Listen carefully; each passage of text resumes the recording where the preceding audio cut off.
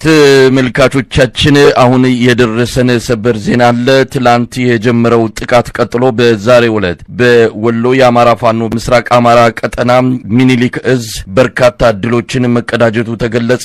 ከ500 በላይ የአብይ አህመድ ወታደሮችን መማረኩን ነው አሁን በደረሰን መረጃ ላይ ተመለከተው። በርካታ ተሽከርካሪዎች በቁጥጥር ስር ውለዋል። የግዳን ወረዳ የመንግስት ባለስልጣናት ሊያመልጡ ሲል መደምሰሳቸው ነው በመረጃው ላይ ተመለከተው። በርካታ ከተሞች በቁጥጥር ስር መዋላቸው እየተገለጸ ነው። ስትራቴጂክ የሆነችውን ሙጃ ከተማንም ሙሉ በሙሉ በፋኖ ኃይሎች እጅ መግባቷን ነው ለማወቅ የተቻለው። የዛሬዎቹን ድሎች በተመለከተ የዘውትር ተሳታፊያችን አጠር ያለ ሪፖርት አዘጋጅቷል። ወደሱ አልፋለሁ። በሰሜን ወሎ በቆላማ አካባቢዎች በትናንትናው ዕለት ከፍተኛ የሆነ ድል ተጎናጽፎ ነበረ። ሁለት ክፍለ ጦር አብዛኛው ሰራዊቱ ተደምስሶ ተማርኮ እንዲሁም ቆስሎ ተበትኖ በጣም በርካታ የጦር መሳሪያዎች ምርኮ እንደተገኙ በትናንትናው ዕለት የተዘገበ ጉዳይ ሆኗል። በዛሬው ዕለት ደግሞ ውጊያው በጣም በሰፊው በአጠቃላይ በሰሜን ወሎን ሙሉ በሙሉ ከአገዛዙ ጦር ለማጽዳት ከፍተኛ እንቅስቃሴ እየተደረገ ነው። በዚህ ቦታ ላይ በተለይ ሙጃ በተባለ ከተማ ላይ የአገዛዙ ዋና ማዘዣ ጣቢያ አድርጎ ለ2 ዓመት የተቀመጠበት ቦታ ነው። እቺ ስትራቴጂካዊ ከፍተኛ ጠቀሜታ ያላት የሙጃ ከተማ የግዳን ወረዳ ዋና ከተማ ነች። በዚህች ወታደራዊ ቦታ ላይ ጀነራሎቹ ማዘዣ ጣቢያ አጠቃላይ በሰሜን ወሎ የሚደረገውን እንቅስቃሴ እስከ ደቡብ ጎንደር ጫፍ ድረስ እስከ ቆቦ አላማጣ ራያ ድረስ እየተወረወሩ ያጠቁበትና ማዘዣ ጣቢያ አድርገው ሲገለገሉበት የነበረ ቦታ ነው። ይሄ ቦታ ከዚህ በፊት እንደሚታወቀው በፌደራል መንግስቱና በህወሓት በተደረገው ጦርነት የህወሓት ኃይሎች በሙጃ ከተማን ከተቆጣጠሩ በኋላ ነው አስፍተው ወደ ደቡብ ወሎም ወደ ደቡብ ጎንደርም ወደ ሰሜን ጎንደርም አጠቃላይ አስፍተው ማጥቃት የጀመሩት እና አጠቃላይ በዛ አካባቢ ያለውን ሰራዊት ደምስሰው ወደ ሰሜን ሸዋ የተሻገሩት ሙጃ ከተማ ላይ ከፍተኛ ተጋድሎ አድርገው እቺን ወታደራዊ ስትራቴጂክ ቦታ ከተቆጣጠሩ በኋላ እንደሆነ ይታወቃል። ዛሬ ደግሞ የአማራ ፋኖ ብሔራዊ ኃይል ምስራቅ አማራ ሚኒሊክ እዝ ባደረገው ተጋድሎ ግማሽ ቀን ብቻ ዛሬ ጠዋት ነው ውጊያው የተጀመረው። እስከ 7 ሰዓት ድረስ አሁን አንተና እኔ እስከተነጋገርንበት ሰዓት ያለው የውጊያ እንቅስቃሴ ገና ያልተቋጨና በጣም አስፍቶ በሰፊው እንቅስቃሴ እየተደረገ ቢሆንም በተደረገው ውጊያ 500 የመከላከያ ሰራዊት አባላት መማረክ ችለዋል። የሙጃ ከተማን በተለይ ዋና ማዘዣ ጣቢያውን ከተቆጣጠሩ በኋላ በዛ የነበረው 3 ኦራል ወታደራዊ ኦራሎችን ጨምሮ 12 ተሽከርካሪዎችን በእጃቸው አስገብተዋል። ከአንድ ግንባር ብቻ በተለያየ አቅጣጫ ነው ውጊያ የከፈቱት። በአንደኛው የውጊያ አቅጣጫ ብቻ 6 ድሽቃ መማረክ መቻላቸውንና የግዳን ወረዳ አመራር ከውጊያ ቀጠና ሸሽተው በራሳቸው እንቅስቃሴ ሲያረጉ በቆረጣ ተይዘው ሙሉ በሙሉ መደምሰሳቸውን ነው መረጃው የደረሰን። ወልዲያ ላይ ከተማዋን አካባቢ ላይ ከፍተኛ ውጊያ እየተደረገ እንደሆነ ነው መረጃዎች የደረሱን። ወደ ማታ አካባቢ ወደ ምሽት አካባቢ ትናንትና ምሽት አካባቢ ወደ ወልዲያ ዙሪያ አካባቢ ከፍተኛ ውጊያ እየተደረገ እንደሆነ ይታወቃል። ወልዲያን መቆጣጠር የሚችሉ ከሆነና አሁን ሙጃ ከተማን ከተቆጣጠሩ በኋላ ወደ ጋሸና ሄደው ጋሸናን ከተቆጣጠሩ በኋላ ደቡብ ጎንደርን ከሰሜን ጎንደር፣ ደቡብ ጎንደርን ከሰሜን ወሎ፣ ሰሜን ወሎን ከደቡብ ወሎ አጠቃላይ ምዕራብ ወሎንም የሚቆራርጥና መንግስት እንደ መንግስትነት ቆሞ ሎጂስቲክስ ሬሽን ወታደራዊ እንቅስቃሴ ሊያደርግበት የሚችሉትን ዋና ስትራቴጂክና ጠቀሜታ ያላቸውን ቦታዎች የሚነጠቅ መሆኑና አጠቃላይ ቦታው እየጠበበበትና በሞራልም እየከሰረ እየመጣ እንደሆነ ነው ማየት የሚቻለው። እንግዲህ ብዙ ቦታ ላይ ነው ውጊያው እየተደረገ ያለው። ይሄ ውጊያ ወደ ድቡኮ፣ ዳቦ፣ ስታይሽ፣ አሁን ተገኝ፣ መቄትና ገረገራ ይስፋፋል የሚል መረጃዎች እየመጡ ነው። ላሊበላ አካባቢ በኤርፖርቱ ዙሪያ ከፍተኛ ማጥቃት እያደረገ እንደሆነ ነው የተሰማው መረጃ። እንግዲህ ከባድ ጦርነት እየተደረገ ቢሆንም አጠቃላይ እንደ ትናንትናው የተገኘውን በአሃዝ ለመጥቀስ ውጊያው ከተጠናቀቀ በኋላ መረጃዎችን አጠናክረን የምንመለስ መሆኑንና ነገር ግን ውጊያው የሰሜን ወሎ አጠቃላይ ወረዳዎችን ከአገዛዙ ጦር ሙሉ በሙሉ ለማጽዳት ከፍተኛ የሆነ ዝግጅት ሲያረጉ ሰንብተው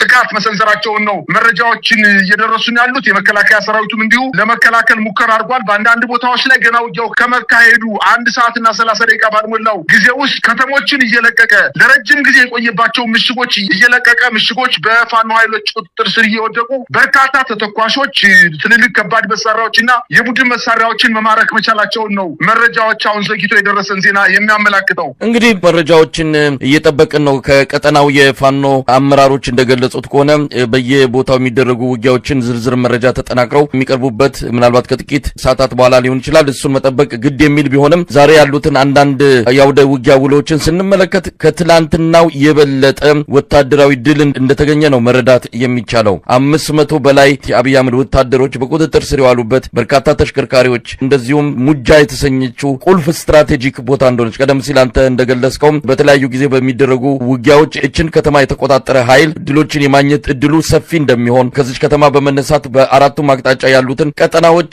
በቀላሉ ለመያዝና ለመቆጣጠር የሚያስችል እንደሆነ ነው የሚነገረውና ሙጃን መቆጣጠር በራሱ እንደ ትልቅ ድል ሊታይ የሚችል ነው። ለማንኛውም በርካታ አካባቢዎችን ውጊያ እየተደረገ ያለው በአገዛዙ በኩል ከዚህ በኋላ ምን ሊያደርግ ይችላል? ሰሜን ወሎ ላይ ያለው አጠቃላይ ሁኔታ መልኩን እየቀየረ በአጠቃላይ ነገሮች እየተለዋወጡ እየመጡ ነው የምንሰማቸው መረጃዎች የሚያመለክቱት። መሳይ ትናንትና በሰሜን ወሎ በተደረገው ውጊያ ከ300 በላይ ሁነን ወደ ውጊያ ገብተን 2 ሰዎች ብቻ ነው በህይወት የተገኘ ነው። ሌላው ወይ ሙቷል ወይ ቆስሏል ወይ ገደል ገብቶ ሙቷል የሚል መረጃ በቪዲዮ ተለቋልኝ። አጠቃላይ ስርዓቱ ግማሽ ቀን ባልሞላ ጊዜ ውስጥ ይህን ያክል ቁጥር በየትኛው የውጊያ ቀጠና ተማርኮ ያውቃል? ምናልባት ከዚህ በፊት በደጋዳሞት ክረምት ላይ ደጋዳሞት ፈረሴትን ለመቆጣጠር እንቅስቃሴ ያደረገው የመከላከያ 2 ክፍለ ጦሮች 31ኛና 57ኛ ክፍለ ጦር ወደ ደጋዳሞት ፈረሴት እንቅስቃሴ ሲያደርጉ ከተማዋ ከመድረሳቸው በፊት የፋኖ ኃይሎች አጥቅተው ሙሉ በሙሉ መደምሰሳቸውና አብዛኛው ቁጥር መማረኩ ይታወቃል። ከዛ ቀጥሎ ለመጀመሪያ ጊዜ ግማሽ ቀን ባልሞላ ጊዜ ውስጥ 500ና ከዛ በላይ የመከላከያ ሰራዊት መማረክ ማለት እንግዲህ ከዚህ ውስጥ ወታደራዊ አዛዦች አሉ፣ ኮሎኔሎች ይኖራሉ፣ ሻለቆች ይኖራሉ፣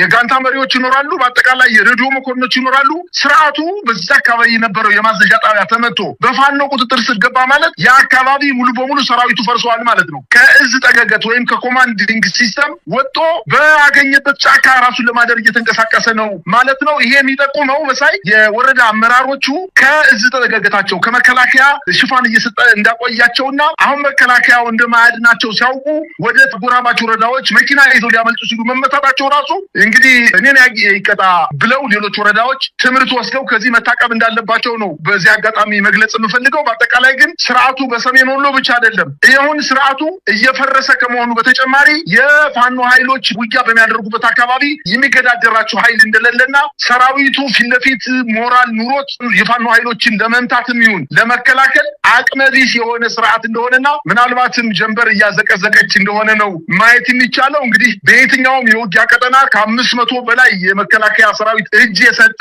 ኃይል ከእንግዲህ በኋላ በየትኛው ሞራሉ ነው ቁሞ እኔ መንግስት ነኝ ይህን አካባቢ ከፋኖ ኃይሎች አጸዳለሁ ውበታለሁ እያለ ሚዘፍን ጀነራል ከእንግዲህ በኋላ ይኖራል የሚል እምነት አይኖረኝም። መሳይ እንግዲህ እንዲህ አይነት ወታደራዊ ድል በጣም ወሳኝ እንደሆነ ይታወቃል። ሁልጊዜ እንደሚባለው ቀድሞ መንግስት ከትግራይ ወጣበት የሽሬ እንደስላሴው ህዋት ያደረሰው ጥቃትና ኪሳራ እንደዚሁም በሻቢያ ኃይሎች በአፋበት የተፈጸመው እንደዚህ ወታደራዊ ጥቃት የቀድሞ ሰራዊቱን አካባቢዎቹን ለቆ እንዲወጣና አጠቃላይም የጦርነቱ ቅርጽ እንዲቀየር ያደረገ እንደነበረ ይታወሳል። ያን አይነት ወታደራዊ ድል ፋኖች ማስመዝገብ ቢችሉ አገዛዙ ሙሉ በሙሉ ከክልሉ የመውጣት ግዴታ ይመጣበት ነበር የሚሉ መረጃዎችም አስተያየቶችም ሲሰጡ ነበረ።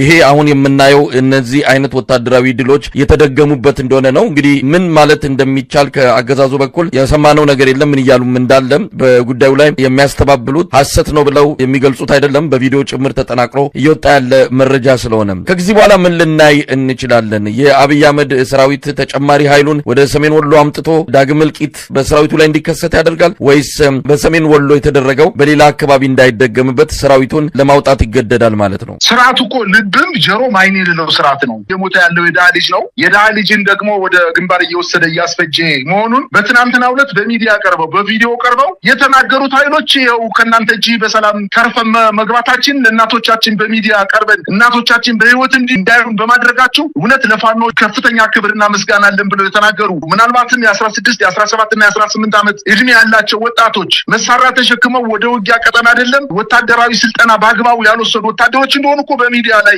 ራሳቸው እየተናገሩ ነው ያሉት። ይሄ ስርዓት አይኑን ጨፍኖ ወደፊት የሚሮጥ ወይንም አይኑን ገልጦ ወደኋላ የሚሮጥ በጣም የተገለባበጠበት ስርዓት በመሆኑ ህዝብ ተነስቶ በአንድ ላይ ውረድ ብሎ ልክ እንደ ፈርዖኑ ንጉስ አለቅም ብሎ ተገዶ እንደለቀቀው ዛሬም ተገዶ ካልሆነ በስተቀር አሁንም በርካታ በማሰልጠኛ ላይ አንድ ወር ከ15 ቀን እየሰለጠነ የሚወጣ የድሃ ልጅ አለ። እሱን ወደፊት እያስገባ ለማስፈጀት ወደኋላ የማይል ስርዓት በመሆኑ እሱ እየተቆጣጠረው የሚመጣው እየጠበበ ይመጣል። የፋኖ ኃይሎች ደግሞ የማጥቂያ ቦታ ቀለበታቸው እየሰፋ ትልልቅ ምሽጎችን እየደረመሱ ትልልቅ ከተሞችን እያያዙ የሚመጡበት ጊዜ በጣም እየቀረበ እየመጣ እንደሆነና በተለይ እሱ ግን አይኑን የጨፈነ ስርዓት ስለሆነ ወደኋላ አይልም። ነገር ግን እነሱ ወደፊት አስገድደው እየገፉት እንደሆነ ነው ማየት የቻልኩት። መሳይ እንግዲህ የዛሬውን ድሎች በተመለከተ በአሃዝ አጠቃላይ መረጃውን ለመስጠት የፋኖ አመራሮች እንደጨረሱ እንደሚሰጡ ገልጸዋል። ያንን እየጠበቅን እንገኛለን። አብዛኛው ማለት ይቻላል በአብዛኛው ወይም ደግሞ ሙሉ በሙሉ የዶሮ ማነቂያ ነዋሪ እዛው ተወልዶ እዛው ያደገ እዛው ትዳር የመሰረተ ብዙ ነገር ያየ እድሜ ልኩን እዛ የቆየ ነው። አሁን ከዛ እንዲነቀል እየተደረገ ያለው እንደው ምን ማለት ይቻላል?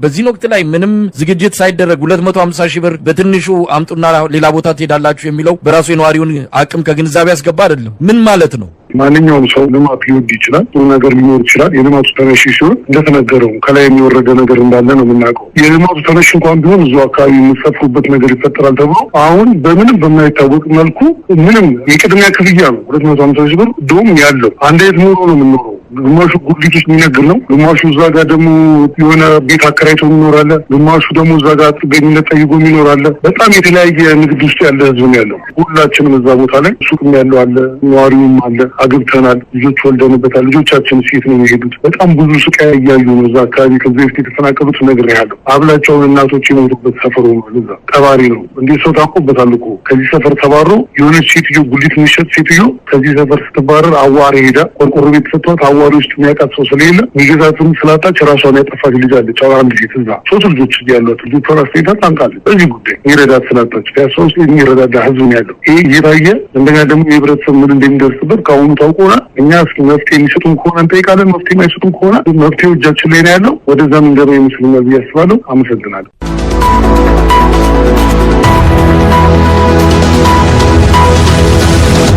በመጨረሻም በቅርቡ የወጣውና በጋምቤላ ክልል ያለውን የጸጥታ ሁኔታ የተመለከተው የኢትዮጵያ የሰብአዊ መብቶች ኮሚሽን ሪፖርት ወቅታዊውን ተጨባጭ ሁኔታ ያላገናዘበ በቆዩ መረጃዎች ላይ ተመስርቶ የተዘጋጀ ነው ተባለ።